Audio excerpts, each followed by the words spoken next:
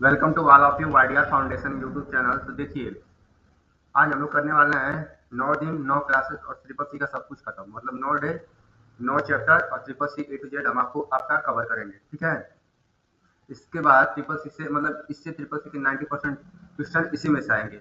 10-5 question ऐसे होते हैं जो न्यू पैटर्न पे होते हैं, जिसमें आपको अपना खुद का माइंड लगाना रहता है और कुछ करंट अफेयर्स उसमें क्वेश्चंस रहते हैं। तो ठीक है, चलिए स्टार्ट करते हैं। आज हम लोग अपना चैप्टर नंबर 1 और धीरे धीरे आगे बढ़ते हैं और देखेंगे, इन बातों को समझेंगे, सीखेंगे और एकदम नए से शुरुआत हम लोग कर रहे हैं। तो सबसे पहले आता है abacus. What is abacus? Abacus क्या है? अबेकस को पहला गणना करने वाला यंत्र माना जाता है, लेकिन ये इलेक्ट्रॉनिक कंप्यूटर नहीं था। क्या नहीं था? ये इलेक्ट्रॉनिक कंप्यूटर नहीं था। इलेक्ट्रॉनिक का मतलब क्या होता है? इलेक्ट्रॉनिक का मतलब होता है बिजली से चलने वाला। ठीक है, तो ये तो बिजली से चलता नहीं था। अबेकस क्या बिजली से चलता था? नहीं, बिजली से नहीं चलता था। तो ये केवल क्या है? एक गणना करने वाला यंत्र है। इससे हम लोग क्या कर सकते थे? गिनती, जोड़, घटाव, गुणा और भाग। क्या कर सकते थे? गिनती, जोड़, घटाव, गुणा और भाग। इसका आविष्कार कब हुआ था? 3 साल पहले हुआ था। 3 साल पहले कहाँ हुआ था? चाइना में हुआ था। कहाँ हुआ था? चीन में हुआ था। कहाँ हुआ था? चीन में हुआ था। बनावट कैसी थी? इसे लकड़ी का फ्रेम होता था और उस पर मोती लगे होते थे। देखिए, फर्स्ट कैलकुलेटिंग डिवाइस पूछेगा या पहला कंप्यूटर पूछेगा तो हम लोग क्या बोलेंगे? अबेकस बोलेंगे। फर्स्ट कैलकुलेटिंग डिवाइस या फिर पहला कंप्यूटर, तो वो क्या था? अबेकस था। लेकिन जब इलेक्ट्रॉनिक लग जाता है, फर्स्ट इलेक्ट्रॉनिक, इलेक्ट्रॉनिक मतलब बिजली से चलने वाला, बिजली से चलने वाला पहला कंप्यूटर का क्या नाम था? इनेक। क्या नाम था? इनेक। सबसे पहले देखिए, सबसे पहले खोज हुई थी अबेकस की। कहाँ हुई थी? चाइना में 3000 साल पहले। इसे पूरा भाग जोड़ घटाना किया जाता था। ये इलेक्ट्रॉनिक नहीं था, ये लकड़ी के फ्रेम में बना होता था। ये क्या है? पहला कंप्यूटर हम लोग अबेकस को मानते हैं। अब ये क्या था? फर्स्ट कैलकुलेटिंग डिवाइस था। क्या था? फर्स्ट कैलकुलेटिंग डिवाइस था। लेकिन अगर वहीं फर्स्ट इलेक्ट्रॉनिक लग जाता है, क्या लग जाता है? इलेक्ट्रॉनिक, तो वो क्या हो जाएगा? इनेक हो जाएगा। क्या हो जाएगा? इनेक। अब देखते हैं कंप्यूटर क्या है। What is computer? Computer electronic machine है, ये तो सभी लोग जानते हैं। कंप्यूटर पढ़ने आए हैं तो इसको तो पक्का जानते होंगे। जो क्या करता है? इनपुट लेता है। क्या करता है? देखिए, ये बात बहुत इंपॉर्टेंट हो जाती है।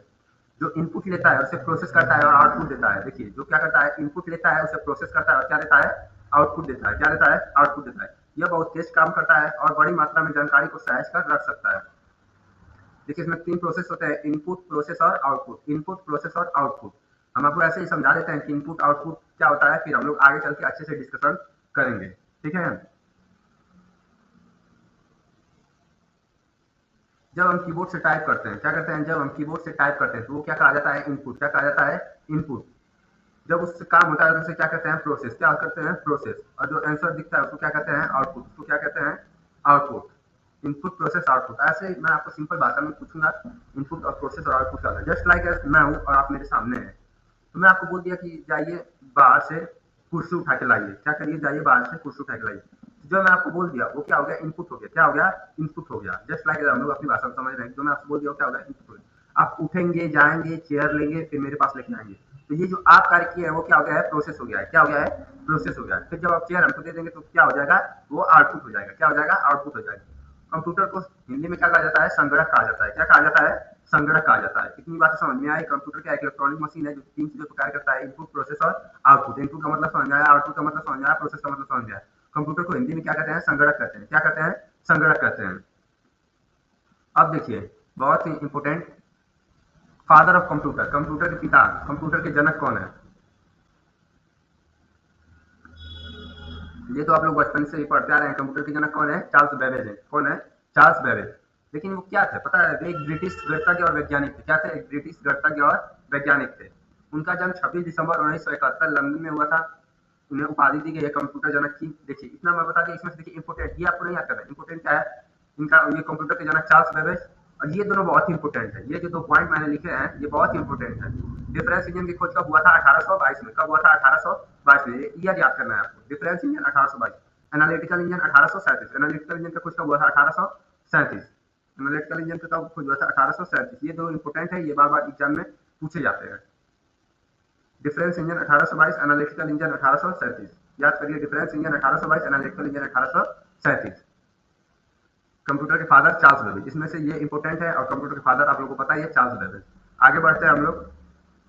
कंप्यूटर का फुल फॉर्म तो देखिए, कहीं ये फुल फॉर्म होता है, कहीं नहीं। हम दोनों लिख दिए है: common operating machine purposely used for technological education और रिसर्च। और यहाँ पे कुछ होता है, जैसे 2 बुक्स में अलग अलग लिखे थे, ठीक है ना, तो वो मैं दोनों के यहाँ पे लगा दिया हूँ कि आपको दिक्कत ना हो। जैसे जस्ट लाइक अगर आ गया कि कंप्यूटर में टी का मतलब क्या होता है, तो या फिर अगर टेक्नोलॉजिकल होगा तो ट्रेड नहीं होगा, ट्रेड होगा तो टेक्नोलॉजिकल नहीं होगा। तो इसमें जो भी है वही आंसर आपका राइट आंसर होगा। ठीक है, आगे चलते हैं हम लोग कैरेक्टरिज्म ऑफ कंप्यूटर, मतलब कंप्यूटर की विशेषताएं क्या क्या है, कंप्यूटर की विशेषताएं क्या क्या है।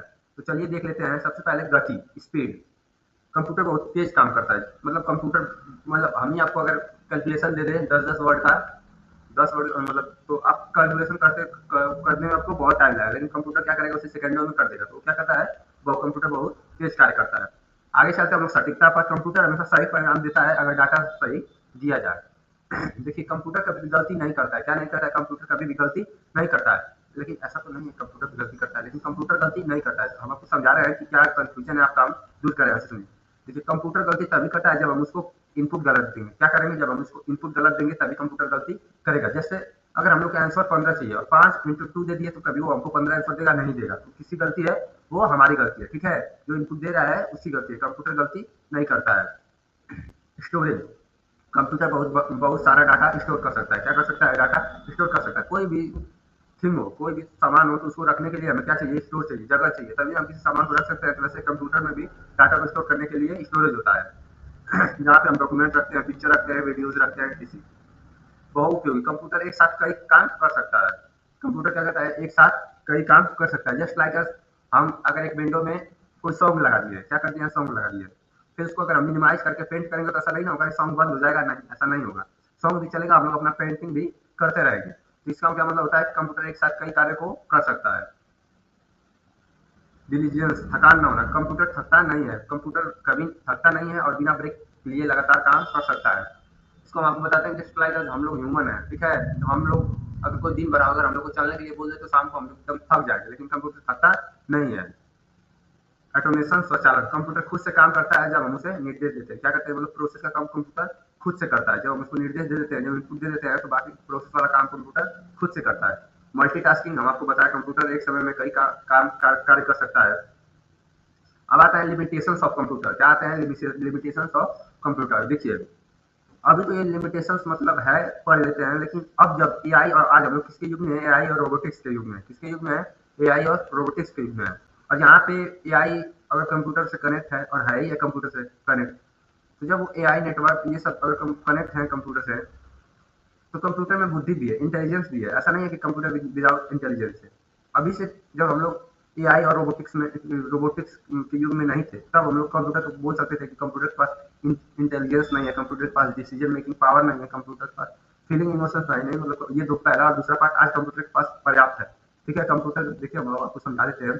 कंप्यूटर के पास अपनी सोचने समझने की शक्ति नहीं होती है। क्या नहीं होती है, कंप्यूटर के पास अपने सोचने समझने की शक्ति शक्ति नहीं होती है। यहाँ पे कंप्यूटर पहले रुक जाता था, लेकिन अब क्या है कि एआई के हम लोग फील्ड में आ चुके हैं। ठीक है, और एआई क्या करता है, एआई के क्या काम है, इंटेलिजेंस को ग्रो करना, कंप्यूटर के इंटेलिजेंस को ही ग्रो करना। तो कंप्यूटर अपने आस-पास सोचने की सोच समझने की शक्ति नहीं है। लेकिन मतलब ये तो है, सिलेबस है, आपको जैसे है वैसे बताना पड़ता है, लेकिन अब ऐसा नहीं है। कंप्यूटर के पास अब सोचने की भी शक्ति है, फिर नो डिसीजन मेकिंग पावर, निर्णय लेने की शक्ति नहीं। कंप्यूटर खुद से कोई निर्णय नहीं ले सकता है। ऐसा पहले होता था, कंप्यूटर खुद से निर्णय नहीं ले सकता है, लेकिन आज के ज़माने में कंप्यूटर खुद से निर्णय ले सकता है। ठीक है, तो अब आप सोच रहे होंगे कि निर्णय कैसे लेगा कंप्यूटर। देखिए जस्ट लाइक हम चैट जीपीटी की बात करते हैं या डीपसीक एआई का बात करते हैं, ये सब कंप्यूटर से कनेक्ट है। अगर आप उससे अगर आप बोलेंगे कि बताइए, जैसे आप उससे बोलेंगे कि मेरे घर में दाल चावल बना है और रोटी सब्जी बना है, मुझे किसी दोनों में से कोई एक खाना है, बताइए मैं क्या खाऊं। तो कंप्यूटर आपको डिसीजन देगा कि ये खाइए, इसमें ये है, मतलब वो डिसीजन ले पा रहा है। क्या कर रहा है, डिसीजन ले पा रहा है। तो आज हम लोग नहीं इसको बोल सकते हैं no decision making power, computer में निर्णय लेने की शक्ति नहीं है। जस्ट लाइक अगर इसको नेटवर्क से हटा दिया जाए तो कंप्यूटर कंप्यूटर रह ही नहीं जाएगा, और नेटवर्क से कनेक्ट कर दिए तो ये सब शक्ति कंप्यूटर के अंदर है। ठीक है, नो फीलिंग्स और इमोशंस, ये सही है कि कंप्यूटर के पास ना अपनी फीलिंग है ना अपना इमोशन है। कंप्यूटर के पास अगर फीलिंग और इमोशंस आ जाएगा तो बहुत ही दिक्कत होगा। ठीक है, तो कंप्यूटर के पास नो नहीं फीलिंग्स है, नहीं इमोशंस है। डिपेंड ऑन ह्यूमन, ह्यूमन पर निर्भर है कंप्यूटर, हमेशा यूजर पर निर्भर होता है। किस पर निर्भर होता है, यूजर पर निर्भर होता है। जैसा हम लोग उसको इनपुट देंगे वैसा ही वो आपको आउटपुट देगा। कंप्यूटर अनुभव से नहीं सीखता है, लेकिन हम बताया हूँ एआई अनुभव से सीखता है। क्या करता है, एआई अनुभव से सीखता है। बिजली पर निर्भर है कंप्यूटर को काम करने के लिए हमेशा किसकी जरूरत होती है, बिजली की जरूरत होती है। किसकी जरूरत होती है, बिजली की जरूरत होती है। अब आते हैं हम लोग जनरेशन ऑफ कंप्यूटर की तरफ। किसकी तरफ, जनरेशन ऑफ कंप्यूटर की तरफ। कंप्यूटर में कितनी जनरेशन है, आप लोग बताइए। कंप्यूटर की 5 जनरेशन है। कितनी जनरेशन है, 5 जनरेशन में। देखिए इम्पोर्टेंट इसमें क्या क्या होता है, ईयर पूछे जाते हैं और टेक्नोलॉजी पूछी जाती है। क्या पूछे जाते हैं, ईयर पूछे जाते हैं और टेक्नोलॉजी पूछी जाती है। 2 से 3 सवाल इसके कंफर्म आते हैं जनरेशन के, मिनिमम 2 तो आएंगे, ठीक है। इसके जनरेशन को आप लोग अच्छे से याद कर लीजिए, और किसी में ईयर थोड़ा आगे पीछे रहता है तो उससे दिक्कत आपको नहीं लेना। जस्ट लाइक कहीं यहाँ पे 1955 से स्टार्ट है, 1964 तक, 1-2 साल के किसी बुक में अलग, किसी बुक में अलग, लेकिन जो करेक्ट है, जो मैं पढ़ा हूँ, जो मैं बताता हूँ बच्चों को, वो यही है, और किसी बच्चे का कोई भी गलत नहीं होता है। चलिए अब आपको बताते हैं फर्स्ट जनरेशन कब से कब तक, 1940 से 1956 तक। फर्स्ट जनरेशन पहले स्टार्ट करो। पहला जनरेशन 1940 से 1956 तक। किस टेक्नोलॉजी का यूज हुआ था, वैक्यूम ट्यूब का। किसका यूज हुआ था, वैक्यूम ट्यूब का। कंप्यूटर की वजह से बहुत बड़े ज्यादा बिजली कर सकते थे। देखिए जब वैक्यूम ट्यूब पर कंप्यूटर आश्रित थे तो कंप्यूटर क्या होते थे, बहुत बड़े होते थे। क्या होते थे, बहुत बड़े होते थे और बहुत धीरे कार्य करते थे। क्या करते थे, बहुत ही धीरे कार्य करते थे। लेकिन अब जैसे जैसे हम लोग आगे बढ़े, ठीक है, फिफ्थ जनरेशन क्या है, कंप्यूटर छोटे हैं और बहुत तेज कार्य करते हैं। उल्टा हो गया है, पहले बड़े भी थे और धीरे भी कार्य करते थे, आज क्या हो गया, छोटे भी हो गए और बहुत तेज भी कार्य कर रहे हैं। जैसे हम लोग ह्यूमन है, ठीक है, तो हम लोग के पूर्वज पहले कैसे थे, आज देखिए आज हम लोग कितने आगे हो चुके हैं। धीरे धीरे एक एक नई नई चीजों की खोज होती गई और ह्यूमन भी आगे बढ़ते गए। वैसे ही कंप्यूटर में भी एक एक नई नई चीजों की खोज होती गई और कंप्यूटर भी आगे बढ़ता गया।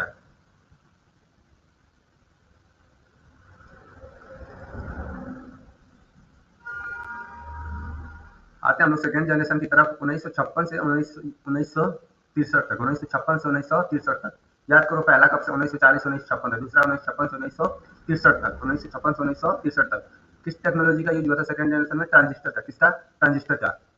लैंग्वेज, असेंबली लैंग्वेज का उस समय, असेंबली लैंग्वेज का उस समय यूज हो रहा था, ठीक है। अब ये लैंग्वेज क्या होते हैं, देखिए कंप्यूटर कौन सी भाषा जानता है, कंप्यूटर मशीन लैंग्वेज जानता है। क्या जानता है, मशीन लैंग्वेज जानता है। हम लोग कौन सी भाषा सीखते हैं, हम लोग हाई लेवल लैंग्वेज सीखते हैं। क्या सीखते हैं, हाई लेवल लैंग्वेज, जिसमें पाइथन आ गया, जावा आ गया। वैसे असेंबली असेंबली क्या है, एक लैंग्वेज है। क्या है, लैंग्वेज है। और जब हम लोग कोडिंग करते हैं और उसको मशीन लैंग्वेज में कन्वर्ट करते हैं तो किसके द्वारा करते हैं, कंपाइलर या इंटरप्रेटर के द्वारा। किसके द्वारा, कंपाइलर या इंटरप्रेटर के द्वारा। असेंबली लैंग्वेज को अगर मशीन लैंग्वेज में कन्वर्ट करना है किससे करेंगे, असेंबलर से। ये आप धीरे धीरे जब आगे, और अगर आप लोग को लेवल कर रहे होंगे तो ये आप लोगों को आगे चल के बताया जाएगा। लेकिन अब ट्रिपल सी कर रहे हैं तो इसमें ये नहीं होता है। बस इतना जानना रहता है कि ये है लैंग्वेज और ये इस समय डिफाइन हुए थे, ठीक है। सेकेंड जनरेशन 1956 से 1963 तक कौन सी टेक्नोलॉजी का यूज, ट्रांजिस्टर का यूज। कंप्यूटर इस समय IBM 1401, CDC 1604। कौन कौन से कंप्यूटर इस समय थे, IBM 1401 और CDC 1406। CDC 1406 याद करिए, IBM 1401, CDC 1406। अब आते हैं हम लोग थर्ड जनरेशन की तरफ। थर्ड जनरेशन से बार बार क्वेश्चन आते हैं, किससे, थर्ड जनरेशन से। थर्ड जनरेशन से क्यों क्वेश्चन आते हैं, क्योंकि ये एक, जब से हम लोग की सोच विकसित हुई तो किससे विकसित हुई, थर्ड जनरेशन से ही हम लोग भी इंटरेस्ट लेने लगे कंप्यूटर में। थर्ड जनरेशन कब से कब तक, 1964 से 1971 तक। कब से कब तक, 1964 से 1971 तक। कौन सी टेक्नोलॉजी का यूज हुआ था, इंटीग्रेटेड सर्किट का। किसका यूज हुआ था, इंटीग्रेटेड सर्किट का। याद करिए, पहला जनरेशन में वैक्यूम ट्यूब का, दूसरा जनरेशन में ट्रांजिस्टर का, तीसरा जनरेशन में इंटीग्रेटेड सर्किट का। इसमें IBM 360 सीरीज के कंप्यूटर चल रहे थे। कौन सी सीरीज के, IBM 360 सीरीज के। फोर्थ जनरेशन 1971 से 1980 तक। 1971 से 1980 तक। कब से, 1971 से 1980 तक। इसमें कौन सा टेक्नोलॉजी का यूज हुआ है, माइक्रो प्रोसेसर का। किसका, माइक्रो प्रोसेसर का। अब माइक्रो प्रोसेसर की वजह से हम लोग पर पर्सनल कंप्यूटर का विकास हुआ। जस्ट लाइक आज हम लोग लैपटॉप लेके चलते हैं, घर घर में कंप्यूटर है, वो किसकी वजह से हुआ, फोर्थ जनरेशन की वजह से। किसकी वजह से, फोर्थ जनरेशन की वजह से। थर्ड जनरेशन, फोर्थ जनरेशन बहुत इंपॉर्टेंट है, ठीक है। तो याद कीजिए, सबसे पहला जनरेशन में कौन सी टेक्नोलॉजी थी, वैक्यूम ट्यूब। हमारे साथ बोलिए, कौन सी टेक्नोलॉजी थी, वैक्यूम ट्यूब। सेकंड जनरेशन में कौन सी टेक्नोलॉजी थी, ट्रांजिस्टर। कौन सी टेक्नोलॉजी थी, ट्रांजिस्टर। थर्ड जनरेशन में इंटीग्रेटेड सर्किट। थर्ड जनरेशन में इंटीग्रेटेड सर्किट। फोर्थ जनरेशन में माइक्रो प्रोसेसर। फोर्थ जनरेशन में माइक्रो प्रोसेसर। अब फिफ्थ जनरेशन में AI और रोबोटिक्स। AI और रोबोटिक्स, इसी के बारे में बता रहे थे कि जब से ये आया तब से कंप्यूटर सीखने भी लगा, कंप्यूटर सोचने भी लगा, कंप्यूटर परिणाम भी देने लगा, कंप्यूटर डिसीजन भी लेने लगा, ठीक है। फिफ्थ जनरेशन से 1980 से लेके अब तक प्रेजेंट, मतलब अभी जो चल रहा है ये भी फिफ्थ जनरेशन में ही है। टेक्नोलॉजी, आर्टिफिशियल इंटेलिजेंस, AI और रोबोटिक्स। AI और रोबोटिक्स, स्मार्ट डिवाइस, AI की वजह से ही, मशीन लर्निंग, एआई की वजह से ही, ठीक है। जितने भी आईओटी के प्रोजेक्ट हो रहे हैं उसमें भी एआई को ऐड किया जा रहा है, ठीक है। 5 जनरेशन आपको क्लियर होंगे, पाँचों बहुत ही इंपॉर्टेंट है। इसको आपको लर्न करना ही पड़ेगा, ठीक है। ट्रिपल सी में तो 4 से 5 20 के क्वेश्चन आ सकते हैं, अगर आप उसमें लर्न नहीं किया है तो आपको दिक्कत होगी, जरूर दिक्कत होगी। याद करिए अच्छे से। पहला में वैक्यूम ट्यूब, दूसरा में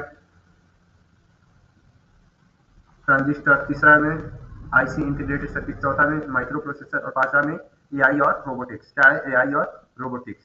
देखिए क्या लिखा है, कंप्यूटर की यात्रा बड़ी मशीनों से शुरू होकर आज स्मार्टफोन और एआई तक पहुंच चुकी है, ठीक है। सोचिए जो उस समय उतने बड़े बड़े कंप्यूटर थे पहले जनरेशन में, आज हम लोग उसको एक छोटी सी घड़ी में फिट कर दिए हैं, और उस बड़े वाले कंप्यूटर से तेज हम लोग की आज स्मार्ट वॉच चलेगी, ठीक है। सोचिए कहाँ से हम लोग कहाँ तक कितनी उन्नति पर आ चुके हैं। आगे चलते हैं इम्पोर्टेंट कंप्यूटर इंडस्ट्री। कुछ इम्पोर्टेंट कंप्यूटर है, जैसे इनेक हो गया, ठीक है। जैसे ईयर याद कर लीजिएगा 1946, electronic numerical integrated and computer, ठीक है। यूनिवेक हो गया। ये सब इम्पोर्टेंट कंप्यूटर है जिसको पूछ लिया जाता है कि ये किस साल बने थे, ठीक है ना। IBM 1401, ये 3 इम्पोर्टेंट है, इसको आप लोग लर्न कर लीजिएगा। और इसके पहला का फुल फॉर्म लर्न कर लीजिए इनेक के। ये भी कुछ कंप्यूटर्स है। अब आते हैं हम लोग कुछ इम्पोर्टेंट टॉपिक है, ये भी जो अब से 3-4 स्लाइड है, ये भी बहुत इंपॉर्टेंट है। इसको मैं अच्छे से बता देता हूँ और आप लोग समझिएगा, ये समझने वाला है। विश्व का पहला इलेक्ट्रॉनिक कंप्यूटर। देखिए यहाँ पे किसकी बात हो रही है? विश्व की बात हो रही है। किसकी बात हो रही है? विश्व की बात हो रही है। विश्व का पहला इलेक्ट्रॉनिक कंप्यूटर क्या था? इनेक। मैं आपको बताया था क्या था? ENIAC, electronic numerical integrator and computer. Electronic numerical integrator and computer. तो पहला विश्व का पहला इलेक्ट्रॉनिक कंप्यूटर कौन सा है? इनेक है। कौन सा है? इनेक है। किस वर्ष में मतलब प्रकाशित हुआ? 1946 में। किस वर्ष में लॉन्च हुआ? 1946 में, 1946। किस देश में? अमेरिका, यूएसए में। किस देश में? यूएसए में। किसने आविष्कार किया? जॉन मैथ्यूरी एंड जे पास्पर स्कॉट, ठीक है। किसका यूज हुआ था? जैसे आप मतलब पहला इलेक्ट्रॉनिक कंप्यूटर है, तो ये बात तो है कि वैक्यूम ट्यूब भी था यूज होगा। फर्स्ट जनरेशन किसका हम लोग प्रयोग पढ़े थे? वैक्यूम ट्यूब का। ये एक बहुत बड़ा कंप्यूटर था जो गणना और वैज्ञानिक कार्यों के लिए उपयोग होता था। किसके लिए? गणना और वैज्ञानिक। इसमें इंपोर्टेंट क्या है कि अगर आपसे दे देगा विश्व का पहला इलेक्ट्रॉनिक कंप्यूटर, 4 ऑप्शन दे दे, तो उसमें क्या होगा? इनेक। क्या होगा? इनेक होगा। देखिए इसके बाद जो कंप्यूटर्स है, मतलब 10 स्लाइड तक थोड़ा सा आपको कंफ्यूजन होगा। कंफ्यूजन आप मेरी बातों को अच्छे से समझिए, आपको कोई कंफ्यूजन नहीं रहेगा, ठीक है ना। चलिए आगे बढ़ते हम लोग। इतना पहले आप लोग याद कर लीजिए, विश्व का पहला इलेक्ट्रॉनिक कंप्यूटर इनेक, मतलब इससे पहले को कोई इलेक्ट्रॉनिक कंप्यूटर नहीं था। अब HEC2M क्या है? देखिए एक HEC2M है और एक ये है टिक प्रेस। इन दोनों में हमेशा बच्चों को बहुत ही कंफ्यूजन होता है, पर आज अभी आप अच्छे से मेरी बातों को सुन के इन कंफ्यूजन को दूर कर लीजिएगा। भारत ये जो है, ये भारत का पहला कंप्यूटर है। क्या है? भारत का पहला कंप्यूटर है। लेकिन ये भारत में नहीं बनाया गया था। क्या नहीं हुआ था? ये भारत में नहीं बनाया गया था। ऐसा कैसे हो सकता है? भारत का पहला कंप्यूटर भारत में नहीं बनाया था। ये भारत में बनाया नहीं गया था, ये लाया गया था। कहाँ से लाया गया था? ब्रिटेन से लाया गया था। कहाँ से लाया गया था? ब्रिटेन से। अगर कोई पूछेगा भारत का पहला कंप्यूटर तो हम लोग क्या कहेंगे? HEC2M। क्या कहेंगे? HEC2M। लेकिन ये इंडिया का नहीं था। कहाँ का नहीं था? इंडिया का नहीं था। ये ब्रिटेन से लाया गया था। कब लाया गया था? 1955 में। कब लाया गया था? 1955 में।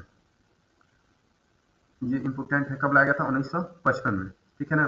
जब ब्रिटेन से लाया गया था, भारत में उपयोग होने वाला पहला डिजिटल और इलेक्ट्रॉनिक कंप्यूटर था। पहला डिजिटल और इलेक्ट्रॉनिक कंप्यूटर, मतलब भारत का पहला इलेक्ट्रॉनिक कंप्यूटर या भारत का पहला कंप्यूटर। तो क्या हो गया? HEC2M। HEC2M। लेकिन ये बात आप लोग अच्छे से याद कर लीजिएगा, ये भारत में नहीं बना था। ये कहाँ से लाया गया था? ब्रिटेन से लाया गया था। ये जो है टिक प्रेस, ये भारत में बना था। कहाँ बना था? ये भारत में बना था। तो अब अगर पूछा जाए कि भारत में पहला इलेक्ट्रॉनिक कंप्यूटर, मतलब भारत का स्वदेशी पहला इलेक्ट्रॉनिक कंप्यूटर, क्या भारत का पहला स्वदेशी इलेक्ट्रॉनिक कंप्यूटर, या फिर जैसे भारत में बनाया गया पहला इलेक्ट्रॉनिक कंप्यूटर, तो वो क्या था? टिक प्रेस था। क्या था? टिक प्रेस था। Tata institute of fundamental research automation calculator, ठीक है। वो जो था वो भारत में बना नहीं था, वो दूसरे कंट्री ब्रिटेन से लाया गया था। HEC2M पहला तो वो है, ये क्या है? दूसरा है। लेकिन अगर आपसे पूछ दे कि भारत में बनाया गया पहला इलेक्ट्रॉनिक कंप्यूटर, तो वो क्या था? टिक प्रेस था। क्या था? टिक प्रेस था। इसे भारतीय वैज्ञानिक ने पूरी तरह भारत में बनाया था, या भारत का पहला स्वदेशी इलेक्ट्रॉनिक कंप्यूटर था। यही अगर पूछेगा ये भारत का पहला स्वदेशी इलेक्ट्रॉनिक कंप्यूटर, स्वदेशी दे दिया या भारत का अपना दे दिया, तो क्या होगा? टिक प्रेस होगा। लेकिन ये क्या है? ये दूसरी कंट्री से लाया गया है। कहाँ से लाया गया है? ब्रिटेन से लाया गया है। आगे चलते हैं हम लोग। विश्व का पहला सुपर कंप्यूटर। विश्व का पहला सुपर कंप्यूटर। अब देखिए सुपर कंप्यूटर की बात हो रही है। सुपर कंप्यूटर मतलब बहुत तेज कार्य करने वाले कंप्यूटर की बात हो रही है। विश्व में सबसे तेज कार्य करने वाला कंप्यूटर कौन सा था? CDC 6600 या 6600 बोलते हैं हम लोग। CDC 6600, CDC 6600। कब लाया गया था? 1964 में। मतलब आपको यही याद करना है, विश्व का पहला सुपर कंप्यूटर कौन सा था? CDC 6600, ठीक है। देश अमेरिका, देश अमेरिका। इसे फादर ऑफ सुपर कंप्यूटर भी कहा जाता है। यह उस समय सबसे तेज कंप्यूटर था। क्या था? सबसे तेज कंप्यूटर CDC 6600। देखिए क्रे 1 का नाम आता है, अगर देखिए अगर ऑप्शन में CDC 6600 नहीं है, क्या नहीं है? CDC 6600 नहीं है, तो हम लोग कौन सा ऑप्शन मारेंगे? क्रे 1। क्या मारेंगे? क्रे 1। क्यों? क्योंकि ये भी उस समय का बहुत ही अच्छा कंप्यूटर था, एक नामी कंप्यूटर था, ठीक है ना? तो अगर ऑप्शन में CDC 6600 नहीं है, तो हम लोग क्या ऑप्शन क्या ट्रिक करेंगे? क्रे 1, ठीक है ना? पहला सुपर कंप्यूटर नहीं, लेकिन बहुत ही महत्वपूर्ण था, ठीक है? क्रे 1 विश्व का पहला सुपर कंप्यूटर तो नहीं था। पहला सुपर कंप्यूटर क्या है? CDC 6600 इन्होंने बनाया था, लेकिन बाद में सर्नो क्रे ने क्रे 1 नाम का एक और सुपर कंप्यूटर बनाया, जो अपने समय का सबसे तेज और सबसे सफल कंप्यूटर बना, ठीक है ना? अगर सीडीसी 6600 ऑप्शन में है, तो ये पहला प्रेफरेंस होगा, लेकिन ये नहीं है, तो हम इसको ऑप्शन क्लिक करेंगे क्रे 1, ठीक है ना? और क्रे 1 कब बना था? 1976 में। CDC 6600 1964 में, क्रे 1 1976 में, 1976 में। भारत का पहला सुपर कंप्यूटर कौन सा है? सिद्धार्थ। भारत का पहला सुपर कंप्यूटर, देखिए इसमें आपको ये देखना है कि जो भी भारत के कंप्यूटर है उनका नाम इंडियन, जस्ट लाइक इंडियन है, ठीक है ना? मतलब भारत भारत से संबंधित नाम। सिद्धार्थ कहाँ का नाम है? भारत का नाम है। भारत में प्रसिद्ध नाम है सिद्धार्थ, ठीक है? गौतम बुद्ध के बचपन क्या नाम था? सिद्धार्थ। भारत का पहला सुपर कंप्यूटर क्या है? सिद्धार्थ। याद रखना है आप लोग को, भारत का पहला। तो ये सब आप लोग को नहीं याद रखना है, कोई दिक्कत नहीं है, लेकिन बस इतना याद रखना है कि भारत का पहला कंप्यूटर, भारत का पहला सुपर कंप्यूटर सिद्धार्थ। विश्व का पहला सुपर कंप्यूटर CDC 700। भारत में बनाया गया स्वदेशी पहला कंप्यूटर टिफ्रेस। भारत का पहला कंप्यूटर HEC 2M। विश्व का पहला इलेक्ट्रॉनिक कंप्यूटर इनेट। इतना हो गया। भारत का पहला सुपर कंप्यूटर सिद्धार्थ। भारत का पहला सुपर कंप्यूटर परम 8000। क्या? परम 8000। देखिए ये जो था, इसमें भी एक कंफ्यूजन है। देखिए सिद्धार्थ है और ये परम 8000 है। तो देखिए जो सिद्धार्थ है, इसको हम लोग पूरी तरह से नहीं बनाते। क्या नहीं किए थे? पूरी तरह से नहीं बनाए थे, याद रखिए। सिद्धार्थ को हम लोग पार्ट्स अलग अलग कंट्री से लिए थे तो बनाए थे, ठीक है ना? सिद्धार्थ को हम लोग पूरी तरह से इंडियन नहीं था, ठीक है ना? अगर भारत का पहला सुपर कंप्यूटर देगा तो हम लोग सिद्धार्थ को क्लिक करेंगे। अगर सिद्धार्थ नहीं देगा तो हम लोग इसको क्लिक करेंगे परम 8000। इसको परम 8000। क्यों? क्योंकि ये जो परम 8000 है, इसको खुद हम लोग डेवलप किए थे, खुद इंडिया वालों ने मेहनत करके डेवलप किए थे। विजय भाटकर ने खुद अपनी मेहनत से इस कंप्यूटर को बनाया था, परम 8000 को, ठीक है ना? कंफ्यूजन समझना कि उसके पार्ट्स हम लोग दूसरे दूसरे कंट्री से लेके उसको बनाए थे, लेकिन ये जो परम 8000 है इसको हम लोग खुद खुद इंडिया में बनाए थे। क्या किए थे? खुद इंडिया में बनाए थे, परम 8000। ये दोनों का कंफ्यूजन, दोनों का डिफरेंस है, पढ़ना होगा तो पढ़ लीजिएगा, इंपॉर्टेंट है। अब देखिए विश्व का सबसे तेज सुपर कंप्यूटर, आज तक का विश्व का सबसे तेज सुपर कंप्यूटर का नाम क्या है? फ्रंटियर। क्या है? फ्रंटियर। क्या नाम है? फ्रंटियर। क्या नाम है? फ्रंटियर। याद करिए, फ्रंटियर। और भारत का सबसे तेज सुपर कंप्यूटर कौन सा है? एरावत, आज तक का। क्या नाम है? एरावत। क्या नाम है? एरावत। देखिए एरावत हो गया, परम हो गया, सिद्धार्थ हो गया, ये सब इंडियन लग रहे हैं, ठीक है ना? अब देखते हैं कंप्यूटर का यूज कहाँ कहाँ होता है। Where is the computer use? Computer का यूज होता है शिक्षा के क्षेत्र में, स्कूल कॉलेज और ऑनलाइन क्लास में पढ़ाई के लिए, प्रोजेक्टेशन और रिसर्च के लिए, स्मार्ट क्लासेस और लर्निंग के लिए हम इसका प्रयोग करते हैं, कंप्यूटर का प्रयोग करते हैं। बैंकिंग में आपको पता ही है, अगर आप जाते हैं पैसे ट्रांसफर करते हैं, अब मोबाइल से जो भी कार्य करते हैं, तो मोबाइल तो क्या है? कंप्यूटर ही ना है, एक स्मार्ट कंप्यूटर है ना। पैसे ट्रांसफर करने के लिए, खातों का हिसाब करने के लिए, ऑटोमेशन रिपोर्ट और पासबुक प्रिंट करने के लिए हम किसका प्रयोग करते हैं? कंप्यूटर का। अस्पतालों में मरीजों की रिपोर्ट और रिकॉर्ड रखने के लिए, देखिए कंप्यूटर की वजह से रिकॉर्ड रखना बहुत ही इंपॉर्टेंट और बहुत ही आसान हो गया है। हम आपको बताते हैं, जैसे देखिए यहाँ पे भी दफ्तर भी हो गया, ऑफिसों में किसी भी चीज़ का रिकॉर्ड रखने में पहले बहुत दिक्कत होती है। जस्ट लाइक पहले सब कुछ काम पेन पेपर पर होता था। किस पे होता था? पेन पेपर पर होता था। अगर कहीं पानी गिर गया, कहीं आग लग गई, तो फिर पूरा डाटा खराब हो जाता था। क्या होता था? पूरा डाटा इधर उधर हो जाता था। लेकिन कंप्यूटर में जब से हम लोग डाटा रखना चालू किए, तब से हम लोग का डाटा सेफ है, कोई इधर उधर नहीं, हम लोग इस पर पासवर्ड भी लगा सकते हैं, ठीक है? और अगर अपने ईमेल से कनेक्ट कर दे रहे हैं, ईमेल से अपने कनेक्टेड कर दे रहे हैं, तो डाटा अगर हम लोग का पीसी में कुछ दिक्कतें हो जाती हैं, कोई चुरा लेता है, पीसी टूट जाता है, फिर भी हम लोग का डाटा क्या रहेगा? सेफ रहेगा। क्या रहेगा? सेफ रहेगा। इसीलिए आज लोग कंप्यूटर का उपयोग डाटा के लिए बहुत अच्छे से करते हैं, ठीक है ना? अस्पताल में, दफ्तर में, व्यापार में, मनोरंजन में, वैज्ञानिक और अंतरिक्ष अनुसंधान में, ठीक है ना? इसका मतलब जो रॉकेट वॉकेट लॉन्च करते हैं, वहाँ पे भी कंप्यूटर का प्रयोग होता है। वहाँ पे ऐसे कंप्यूटर का प्रयोग नहीं होता है, वहाँ पे कौन से कंप्यूटर का प्रयोग होता है? बड़े लेवल पे सुपर कंप्यूटर्स का प्रयोग करते होंगे। व्यापार में, मनोरंजन में, मूवी देखने के लिए, गाने सुनने के लिए, गेम खेलने के लिए, सोशल मीडिया के लिए हम लोग किसका प्रयोग करते हैं? कंप्यूटर का प्रयोग करते हैं। किसका प्रयोग करते हैं? कंप्यूटर का प्रयोग करते हैं। अब आते हैं टाइप्स ऑफ कंप्यूटर। देखिए टाइप्स ऑफ कंप्यूटर, कंप्यूटर और गति क्षमता और आकार के आधार पर 4 भागों में बाँटा गया। कितने भागों में बाँटा गया है? 4 भागों में। पहला माइक्रो कंप्यूटर। कौन सा कंप्यूटर? Micro computer. ये सबसे छोटे और सस्ते कंप्यूटर होते हैं। इन्हें एक व्यक्ति सिंगल यूजर, इसके लिए सिंगल यूजर इस्तेमाल कर सकता है। Personal computer, laptop, desktop. कौन सा कंप्यूटर? Micro computer. कौन सा कंप्यूटर? Micro computer. अब आते हैं मिनी कंप्यूटर। ये माइक्रो कंप्यूटर से बड़े और ज़्यादा यूजर्स के लिए होते हैं। इसके लिए माइक्रो कंप्यूटर से बड़े और ज़्यादा यूजर्स के लिए होते हैं। इनका उपयोग छोटे छोटे बिजनेस और संस्थानों में होता है, जैसे पीडीपी लेवल वैट सीरीज, ठीक है। जैसे कोई ऑफिस है जहाँ पे दस लोग काम कर रहे हैं, ठीक है ना, तो आप हम लोग कौन सा कंप्यूटर यूज करेंगे? Mini computer. कौन से कंप्यूटर का? मिनी कंप्यूटर का। मेन फ्रेम कंप्यूटर, ये बहुत ही बड़े और शक्तिशाली होते हैं। हजारों यूजर्स एक साथ काम कर सकते हैं। बैंक, रेलवे और सरकारी विभाग में उपयोग होता है। बैंक, रेलवे और सरकारी विभाग में आप कभी जाइएगा रेलवे स्टेशन पे, तो आप खिड़की से थोड़ा देखने की कोशिश करिएगा। जो वो लोग कंप्यूटर मतलब जिसे टिकट काटते हैं, वो तो सिंपल ही कंप्यूटर होता है, लेकिन जिसमें हर चीज़ का, जैसे ट्रेन के बारे में जहाँ डिटेल आती है, वो सब अच्छे लेवल के कंप्यूटर रहते हैं, अच्छे लेवल के, उनको कोई हैक ना कर पाए, तो उनमें सिक्योरिटी अच्छी होती है। तो सोचिए कि अगर वो भी सिंपल कंप्यूटर जैसे अगर रहेंगे, तो कोई सोचिए कितना बड़ा नुकसान कर सकता है कि नहीं नुकसान कर सकता है, आप लोग खुद सोचिए। तो वहाँ पे अच्छे लेवल का सुपर कंप्यूटर का लगभग में यूज होता है, अच्छे लेवल का कंप्यूटर, कोई दिक्कत ना आए, ठीक है ना। बहुत बहुत से बड़े और शक्तिशाली होते हैं, हजारों यूजर्स एक साथ काम कर सकते हैं, बैंक, रेलवे और सरकारी विभागों में उपयोग होते हैं। अब आता है सुपर कंप्यूटर। सुपर कंप्यूटर ये सबसे तेज और शक्तिशाली कंप्यूटर्स होते हैं। वैज्ञानिक गणना, मौसम पूर्वानुमान, अंतरिक्ष अनुसंधान में उपयोग होता है। और हम 8000 फ्रंटियर, वर्ल्ड फास्टेस्ट, ये सब मैं आप लोग को बताया था, ठीक है। देखिए, जो सुपर कंप्यूटर होते हैं वो बहुत ही शक्तिशाली होते हैं। इनका उपयोग अगर कहीं रॉकेट लॉन्च करना है, तो वहाँ पर हम सिंपल कंप्यूटर का यूज कर पाएंगे। सिंपल कंप्यूटर उतना डाटा या उतना प्रेशर नहीं झेल पाएगा, क्या नहीं कर पाएगा? उतना प्रेशर नहीं झेल पाएगा। आगे चलते हैं हम लोग main parts of computer. Main parts of computer, तो कंप्यूटर कितने प्रकार के होते हैं? मेन पार्ट कंप्यूटर 3 तरह से करता है: इनपुट डिवाइस, आउटपुट डिवाइस और सीपीयू। प्रोसेसिंग का सारा काम किससे होता है? सीपीयू से होता है। किससे होता है? सीपीयू से होता है। देखिए, वे उपकरण जिन्हें हम कंप्यूटर में डाटा या आदेश देते हैं, वे उपकरण हैं जिनसे हम कंप्यूटर में डाटा या आदेश देते हैं। क्या करते हैं? डाटा या आदेश देते हैं, ये हम आपको बताया था, ठीक है। आउटपुट डिवाइस के बारे में बताया था, इसके बारे में हम लोग अच्छे से आगे पढ़ेंगे। सीपीयू के बारे में आप लोग जान लीजिए। देखिए, सीपीयू को क्या कहते हैं हम लोग? ब्रेन ऑफ कंप्यूटर, कंप्यूटर का दिमाग कहते हैं। क्या कहते हैं? कंप्यूटर का दिमाग कहते हैं। देखिए, सीपीयू के मेन 3 पार्ट होते हैं, तीनों को अच्छे से समझिएगा। देखिए, प्रोसेस बोला जाए, सीपीयू का दिमाग बोला जाए, कंप्यूटर का दिमाग बोला जाए, सीपीयू बोला जाए, सब कुछ एक ही है। क्या है? सीपीयू। सीपीयू के 3 भाग होते हैं: एएलयू, सीयू और एमयू। एएलयू, सीयू और एमयू। एएलयू गणना और लॉजिक क्या करता है? एएलयू का मतलब अर्थमेटिक लॉजिक यूनिट। क्या होता है अर्थमेटिक लॉजिक यूनिट? इसका मतलब जितने भी कैलकुलेशन से रिलेटेड चीजें हैं, क्या है? जितनी भी कैलकुलेशन से रिलेटेड चीजें हैं, वो सब किसमें आएंगी? एएलयू में आएंगी। किसमें आएंगी?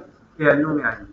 और जो भी कंट्रोल वाली चीजें हैं, ठीक है, कि अगर हम लोग उसमें माउस कनेक्ट कर रहे हैं, सीपीयू से कनेक्ट हो रहा है कि नहीं, कीबोर्ड कनेक्ट कर रहे हैं, कभी कनेक्ट हो रहा है कि सब कुछ सही से चल रहा है कि नहीं, तो उसको कौन सा कुछ देता है? Control unit. और डेटा डेटा के बारे में जो जानकारी रखता है, उसको क्या कहते हैं? Memory unit. क्या कहते हैं? Memory unit. सीपीयू कंप्यूटर का सबसे महत्वपूर्ण भाग है। यह इनपुट से मिले डाटा को प्रोसेस करता है। क्या करता है? प्रोसेस करता है। और क्या करता है? आउटपुट देता है। क्या करता है? और आउटपुट देता है। आगे चलते हैं हम लोग अच्छे से और देखेंगे हर एक चीज को। सबसे पहले आते हैं हम लोग अब इनपुट डिवाइस की तरफ। किस आते हैं? इनपुट डिवाइस की तरफ। इनपुट डिवाइस वह उपकरण होता है जिसकी मदद से हम कंप्यूटर में डेटा या आदेश देते हैं। क्या देते हैं? इंस्ट्रक्शन देते हैं। कंप्यूटर को क्या देते हैं? इंस्ट्रक्शन देते हैं। कंप्यूटर को इंस्ट्रक्शन मतलब डेटा या आदेश देते हैं कि ये करना है, ठीक है। यानी हम जो भी कंप्यूटर करवाना चाहते हैं, वो इन डिवाइस के जरिए बताते हैं। जैसे इनपुट इनपुट में आपको बताया था कि इनपुट क्या होता है, तो इनपुट से बनता है इनपुट डिवाइस, मतलब जिसके जरिए हम लोग कंप्यूटर को इनपुट देते हैं, ठीक है। किसके जरिए देते हैं? इनपुट डिवाइस के जरिए देते हैं। देखते हैं इनपुट डिवाइस क्या क्या होते हैं। इनपुट डिवाइस जिससे हम लोग इनपुट देते हैं, जैसे keyboard, mouse, scanner, trackball, joystick, light pen, touch screen, optical character reader, mechanical character recognization, optical bar code reader, voice recognization device, optical mark reader, ठीक है ना। तो इसके बारे में हम लोग अच्छे से पढ़ते हैं। हम आपको बताते हैं कीबोर्ड, इसका उपयोग टेक्स्ट और नंबर टाइप करने के लिए किया जाता है। क्या करने के लिए? टेक्स्ट और नंबर टाइप करने के लिए किसका प्रयोग किया जाता है? कीबोर्ड का प्रयोग। माउस का प्रयोग, इसका उपयोग कंप्यूटर स्क्रीन पॉइंटर चलाने और विकल्प क्लिक करने के लिए होता है। क्या करने के लिए? क्लिक करने के लिए। स्कैनर, यह कागज पर लिखे या बनी चीजों को डिजिटल रूप में कंप्यूटर में लाता है। माइक्रोफोन, इसका उपयोग आवाज को कंप्यूटर में इनपुट कराने के लिए होता है। क्या होता है? आवाज को कंप्यूटर में इनपुट कराने के लिए इसका उपयोग होता है। वेब कैमरा, मतलब कंप्यूटर में जो कैमरा लगा होता है उसे क्या कहते हैं हम लोग? वेब कैमरा कहते हैं। जॉयस्टिक, देखिए जॉयस्टिक बहुत इंपॉर्टेंट चीज है। अगर कहीं भी गेम की बात आई तो कंप्यूटर में गेम खेलते हैं, तो मुख्य रूप से हम लोग इसको प्ले करेंगे जॉयस्टिक को, भले उसमें कीबोर्ड और माउस हो, उससे हम लोग को नहीं, लेकिन मुख्य रूप से किसका उपयोग करेंगे? जॉयस्टिक। जॉयस्टिक कैसा दिखती है? ये जॉयस्टिक की फोटो है। इससे हम लोग क्या करते हैं? 360 डिग्री रोटेट करते हैं। क्या करते हैं? 360 डिग्री, हाँ 360 डिग्री बोल सकते हैं उसमें, मतलब इसी से हम लोग कोई भी गेम खेल रहे हैं, फ्री फायर, पबजी, ऐसा कुछ गेमों में हम लोग 360 डिग्री रोटेट कर सकते हैं, ठीक है ना। लाइट पेन, यह एक पेन जैसा उपकरण है जिसे स्क्रीन पर सीधे लिखे या ड्रॉ किया जा सकता है। Keyboard, mouse, barcode reader, scanner. Barcode reader क्या होता है? देखिए, जब आप किसी मॉल में जाते हैं, ठीक है, तो आप कोई सामान खरीदते हैं तो वो लोग एक मशीन लिए रहते हैं। अब सबका प्राइस देख के प्राइस लिखेंगे नहीं, तो वो लोग मशीन से बस टैग स्कैन करते हैं। जब मशीन से वो लोग टैग स्कैन करते हैं, जिस मशीन से टैग स्कैन करते हैं तो क्या कहते हैं? Barcode reader. क्या कहते हैं? Barcode reader. ऐसे टच स्क्रीन बारकोड रीडर हो गया। ट्रैक बॉल क्या हो गया? ट्रैक बॉल एक माउसी जैसा होता है, उसका उपयोग ऐसे पॉइंटर के लिए होता है, उसे क्या कहते हैं? ट्रैक बॉल कहते हैं। क्या कहते हैं? ट्रैक बॉल कहते हैं। अब आते हैं हम लोग सीपीयू की तरफ, सेंट्रल प्रोसेसिंग यूनिट। इसकी तरफ CPU, central processing unit. Computer का, इसको क्या कहते हैं? कंप्यूटर का ब्रेन भी कहते हैं। क्या कहते हैं? कंप्यूटर का ब्रेन भी कहते हैं, क्योंकि ये सारे कंट्रोल प्रोसेस मैनेज करता है। इनपुट लेता है, उस डाटा को प्रोसेस करता है, आउटपुट डिवाइस पर रिजल्ट भेजता है। कंप्यूटर के सभी पार्ट्स को कंट्रोल करता है। क्या करता है? कंप्यूटर के सभी पार्ट्स को कंट्रोल करता है। मेमोरी में डाटा को स्टोर और रिट्राइव करता है। मतलब मेन काम जो, अगर सीपीयू बिना कंप्यूटर का कोई मतलब नहीं है। कंप्यूटर क्या है? सीपीयू क्या है? कंप्यूटर का ब्रेन है। क्या है? ब्रेन है। देखिए, एएलयू के बारे में हम लोग बताया था कि गणित और लॉजिक ऑपरेशंस करता है, ध्रुव घटाना, बुरा भाग, ये सारी चीजें करता है। सीयू कंट्रोल यूनिट कंप्यूटर के सभी पार्ट को क्या करता है? कंट्रोल करता है। अब आते हैं हम लोग मेमोरी यूनिट की तरफ। मेमोरी यूनिट कंप्यूटर का वो भाग है जहाँ डेटा स्टोर सेव और रिट्रीव किया जाता है। सीपीयू काम करते समय टेम्परेरी और परमानेंटली दोनों तरह की मेमोरी का उपयोग करता है। दोनों तरह की मेमोरी का उपयोग करता है। अभी हम लोग आप लोग को दिखाएंगे। मेमोरी यूनिट को दो भागों में बांटा गया, प्राइमरी मेमोरी और सेकेंडरी मेमोरी। इसको इंपोर्टेंट है, हम आपको बताते हैं। देखिए, प्राइमरी मेमोरी, सेकेंडरी मेमोरी, वे बहुत इंपॉर्टेंट है, इससे बार बार क्वेश्चन आते हैं। प्राइमरी मेमोरी में दो प्रकार की मेमोरी होती है, एक होता है रोम, एक होता है रैम, एक होता है रोम। क्या होता है? एक होता है रैम, एक होता है रोम। देखिए, रैम क्या है? Temporary memory. क्या है? Temporary memory. देखिए, कोई भी आप कार्य कर रहे हैं, जैसे अगर आप ड्राइंग बना रहे हैं, जब बना रहे हैं, जिस प्रेजेंट टाइम में जो बना रहे हैं, तो क्या है? वो रैम में आप कार्य कर रहे हैं। किसमें कर रहे हैं? रैम में कार्य कर रहे हैं। अगर सॉरी, जो आप परमानेंट जो इस समय कार्य कर रहे हैं, किसमें कार्य कर रहे हैं? रैम में कार्य कर रहे हैं। आप ड्राइंग बना रहे हैं तो आप इसमें है, रैम में। जब आप ड्राइंग बना रहे हैं तो आप किसमें है? रैम में है। लेकिन जब पावर ऑफ हो गया, मतलब बिजली जो है वो चली गई, तो हम लोग का क्या होगा? जो भी डाटा है वो हट जाएगा, ऑटोमेटिक डिलीट हो जाएगा। उसको हम लोग रिकवर नहीं कर पाएंगे। कभी कभी दे देता है रिकवर करने को, जैसे ज्यादा देर कंप्यूटर ऑफ रहेगा तो रिकवर नहीं कर पाएंगे। लेकिन वही जो हम लोग कार्य कर लिए, ड्राइंग बना रहे हैं, बना लिए, ठीक है, जब उसको सेव कर देते हैं तो किसमें चला जाएगा? रोम में चला जाएगा। किसमें चला जाएगा? रोम में। अब बिजली आए जाए कोई मतलब नहीं, हमारा डाटा सेव रहेगा, हमेशा सेव रहेगा, उसमें कोई दिक्कत नहीं आएगा। समझ में आया? रैम और रोम में। लेकिन ये होता है कि रैम जितना अच्छा रहेगा, काम आपको उतना स्मूथ होगा, उतना तेज होगा। ठीक है, मतलब मेन परमानेंटली स्टोरेज, मतलब कोई डाटा अगर स्टोर करना था, हम किसमें करेंगे? रोम में करेंगे। किसमें करेंगे? रोम में करेंगे। लेकिन जब कोई कार्य हम लोग करते हैं, प्रेजेंट टाइम में जो करते हैं, किसमें करते हैं? रैम में करते हैं। इसलिए इसको क्या कहते हैं? Temporary memory. इसको क्या कहते हैं? परमानेंटली। परमानेंटली का मतलब हमेशा के लिए। ठीक है ना? अब आते हैं सेकेंडरी मेमोरी की तरफ। सेकेंडरी मेमोरी ये क्या होता है? ये भी एक परमानेंट स्टोरेज होता है। क्या होता है? परमानेंट स्टोरेज होता है। यह डाटा को लंबे समय तक सुरक्षित रखता है। यह प्राइमरी मेमोरी से धीमी लेकिन बहुत बड़ी होती है। मतलब देखिए, अगर आपको ज़्यादा जगह की ज़रूरत है, अगर आपको मतलब आप रोम आपका 32 GB का है, ठीक है, और आपको 35 GB तक का कुछ रखना है, 10 मूवी आपको रखना है 35 GB का, तो उसके लिए 5-3 GB कम पड़ गया ना, तो उसके लिए हम लोग अलग से बाहर से जो भी स्टोरेज के लिए लगाते हैं, उसको क्या कहते हैं? Secondary memory. क्या कहते हैं? Secondary memory. जैसे हार्ड डिस्क, पेन ड्राइव, जैसे बस हम लोग इसको क्या बोलते हैं? चिप बोलते हैं। क्या बोलते हैं? चिप बोलते हैं। इसको क्या कहते हैं? मेमोरी कार्ड कहते हैं। क्या कहते हैं? Memory card. तो देखिए, जो मेमोरी कार्ड है, ये हम लोग बाहर से जो इनपुट मतलब लगा रहे हैं स्टोरेज के लिए, ये क्या हो गया? सेकेंडरी मेमोरी हो गया। क्या हो गया? सेकेंडरी मेमोरी हो गया। ऐसे ही कैशे मेमोरी होता है, रजिस्टर होता है। देखिए, कैशे मेमोरी बहुत फास्ट मेमोरी होता है, सीपीयू के पास स्थित होता है। किसके पास स्थित होता है? सीपीयू के पास। ये क्या कहता है? प्रोसेसिंग स्पीड बढ़ाती है। क्या कहता है? इसको हम लोग कैसे मेमोरी, देखिए बहुत ही इंपोर्टेंट। देखिए, अगर फास्ट मेमोरी पूछे, क्या बोले? सीपीयू के अंदर छोटी लेकिन सबसे फास्ट मेमोरी कौन सी है? रजिस्टर। क्या है? रजिस्टर है। या इस बात को आप लोग नोट कर लीजिए, आप लोग के पेपर में आएगा। फास्ट मेमोरी क्या है? रजिस्टर है। और ये कैसे मेमोरी क्या होता है? ये क्विक एक्सेस होता है, बहुत फास्ट मेमोरी होता है, सीपीयू के पास स्थित होता है, प्रोसेसिंग स्पीड बढ़ाता है। जस्ट लाइक इसका उपयोग हम बता रहे हैं। आप कोई चीज़ सर्च किए, क्या किए? कोई चीज़ सर्च किए, ठीक है, जैसे मेरा यूट्यूब है, मैं यूट्यूब पे क्या सर्च किया? वाईडीआर फाउंडेशन। ठीक है, जब मैं सर्च किया, फिर मुझे यूट्यूब चलाने का मन नहीं किया, मैं यूट्यूब बंद कर दिया। फिर जब मैं दूसरी बार सर्च करने जाऊंगा, तो जब वाईडीआर वाईडीआर बस लिखूंगा, तो मुझे सजेशन देगा। क्या देगा? मुझे सजेशन देगा। क्या यही लिखना चाहते हैं हम? तो क्या होगा? कैसे मेमोरी होगा? क्या होगा? कैसे मेमोरी होगा? देगा। बहुत ही, अगर सीपीयू के पास अगर तेज मेमोरी, तो क्या हम लोग बोलेंगे? कैसे मेमोरी। सीपीयू के मतलब सबसे तेज मेमोरी यही दोनों होती है, कैसे मेमोरी और रजिस्टर। जो भी ऑप्शन में रहेगा उसी को हम लोग टिक कर देंगे। ठीक है ना? इतना समझ में आया? अब आउटपुट डिवाइस के बारे में हम आपको बताया हूँ कि आउटपुट डिवाइस वह डिवाइस है जो कंप्यूटर में प्रोसेस किए गए डेटा को यूजर को रिड्यूबल, विजुअल या ऑडियोबल रूप में दिखाता है। जैसे जिस तरह से भी वो हमको आउटपुट दे सकता है, अगर साउंड के माध्यम से देगा तो स्पीकर से देगा। देखिए एक बात समझिए, आपको सिंपल बात समझाते हैं, इनपुट और आउटपुट।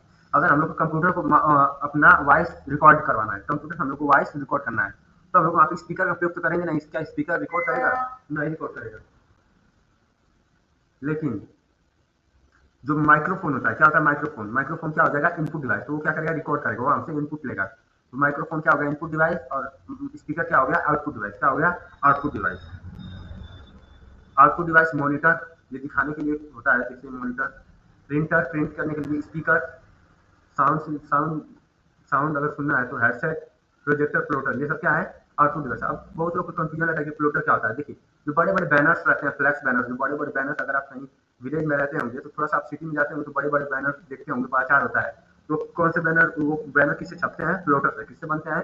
प्लॉटर से। और प्रिंटर से हम लोग छोटे साइज के जो भी डॉक्यूमेंट को प्रिंट करना रहता है वो करते हैं, ठीक है ना। प्रिंटर, प्लॉटर, प्रोजेक्टर, ये VR headset, virtual reality, smart board, ये सब किसके उदाहरण है? आउटपुट डिवाइस के उदाहरण है, ठीक है ना। तो इसको आप देख लीजिएगा। एडवांटेज ऑफ कंप्यूटर, कंप्यूटर के एडवांटेज क्या क्या है ये मैं आपको आगे भी बताया था, अभी बता दे रहा हूँ। काम जल्दी और सटीक करता है बहुत। कंप्यूटर तेजी से बिना गलती के कार्य करता है।